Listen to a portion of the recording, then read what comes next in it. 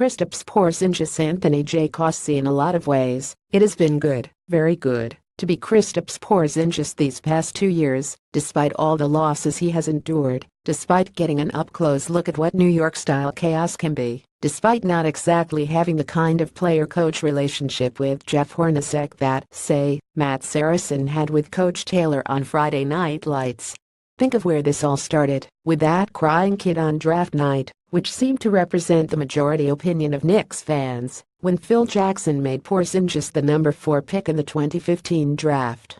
When it turned out Porzingis was a precocious and engaging talent, one who seemed like a gift falling out of the garden sky, the rejoicing inside the building was tangible.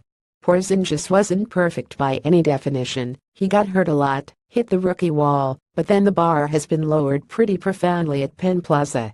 In his sophomore season, his improvement was evident, especially early in the year, and across the season's first 30 or so games, it seemed every night he would do something to justify the roars that carried him and the nickname, Unicorn, that was attached to him. And even as he faded for a second straight year, it was hard to fret, primarily because the Jackson-Carmelo Anthony Steelsage match dominated just about everything around the Knicks. It was late March, when a longtime NBA observer shook his head during a timeout at the Garden, and said to the man sitting next to him, "I'm still not sure if he's a 10-time All-Star, or a guy we'll be talking about in 15 years and asking, hey, whatever happened to?" Then Porzingis blocked a shot, sprinted to the other end of the floor, and dunked a rebound. And the guy said, "I'm still not sure. But he sure is fun to watch." Those halcyon days are over, though. Porzingis isn't just an intriguing kid on the come anymore, because he can't be. Whether he's ready to shoulder the load of being the Knicks' go-to guy, the time for that arrived the moment Anthony was shipped to Oklahoma City. In that instant, he became the face, focus, and foundation of the franchise. And he assumes those burdens and those duties, having lost his PR virginity last spring, when his unhappiness with the Knicks led to blowing off his exit interview with Jackson. And yes, while in the big picture, that might well have been his most important moment as a Knick, since it probably hastened the end of the Jackson Hole era, that's hardly what a guy with 2 years in the league needs as his calling card. Others have come back from this, of course. Magic Johnson once plunged a virtual knife the size of Baja in the back of Paul West's head.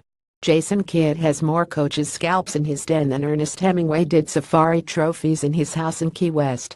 The way to overcome that red mark against your name is simple: perform, excel, win. Porzingis offered hints during the European Championships that his game has indeed taken a strong leap forward, averaging 24 points in 27 minutes a game for Latvia and shooting 53%.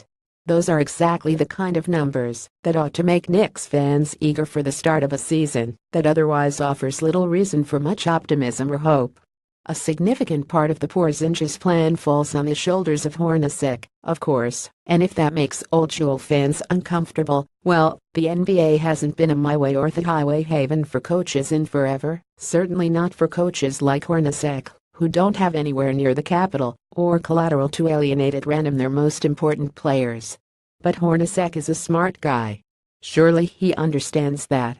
That means it'll be up to Porzingis to do what all players ultimately have to do, which is to find a way to work with the boss, find a way to maximize who they are as players. For him, it's time. This isn't the big, goofy kid whose arrival made a youngster cry 2 years ago. This is a guy teams with title aspirations inquired about in the offseason. The pot of gold is within the Knicks' grasp. Now it's time to make their way to the rainbow's end.